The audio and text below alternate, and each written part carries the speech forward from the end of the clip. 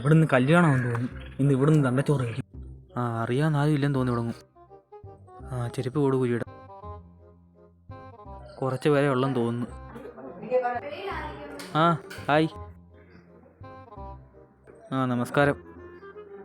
ഇനിയും കഴിക്കാൻ പാ. ഇവിടോട്ട് കയറിയിരിക്കുക.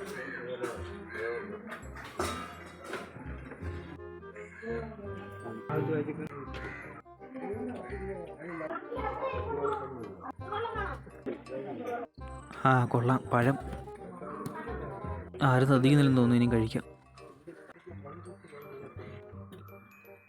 കൊള്ളാം, നല്ല ടേസ്റ്റ്. കുറച്ച് പൊതിഞ്ഞ് വീട്ടിൽ കൊണ്ടുപോയല്ലോ.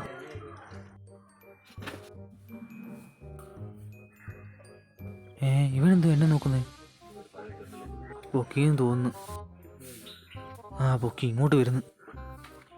ഞാൻ എന്താ പറയും, കഴിച്ചും പോയി. എന്തുവാ? ഒന്നുമില്ലടാ മോനെ, ഞാൻ 2 ഇല ഉണ്ടായിരുന്നു, അല്ല 1 ഇല എടുക്കാൻ വേണ്ടി വന്നേ. മൈരി രക്ഷപ്പെട്ട്.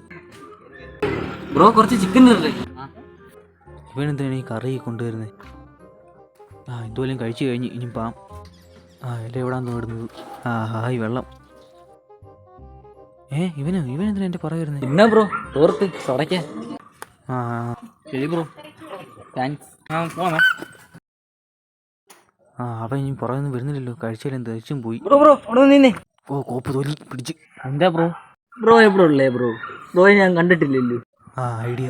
ചെറുക്കൻ നമ്മളോട് പഠിച്ച ബ്രോ, അതുകൊണ്ടാണ് വന്നത്. എന്നെ വിളിച്ചായിരുന്നു. ചെറുക്കനു? രഞ്ജിത്ത് നമ്മളോട് പഠിച്ച നമ്മളെ ചെറുക്കനത്. ഇതിന് കല്യാണ വീടല്ലല്ലോ ബ്രോ. അല്ലേ? എന്നെയും വിളിച്ചില്ല ബ്രോ. ഞാൻ പിന്നെ അങ്ങ് കയറിയതാ വിളമ്പാനായിട്ട്. പിന്നെ അവർ ശ്രദ്ധിച്ചില്ല, അങ്ങനെ നിന്ന്. ആറ്റിക്കല്ലേ ബ്രോ ഇങ്ങനൊന്നും പേടിക്കാതെ. എനിക്ക് കണ്ടപ്പോഴേ മനസ്സിലായി വിളിക്കാതെ വന്നതെന്ന്. എൻ്റെ കൂട്ടി ഇങ്ങനെ ജില്ലായിട്ട് ഇരിക്കണം. ഓനെ വിളിച്ചില്ലായിരുന്നു. ഞാൻ വിചാരിച്ചു ഇവിടുത്തെ ആരെങ്കിലും ആയിരിക്കും. നമുക്ക് അടുത്ത കല്യാണം ഉണ്ട്, പാപ്പാ.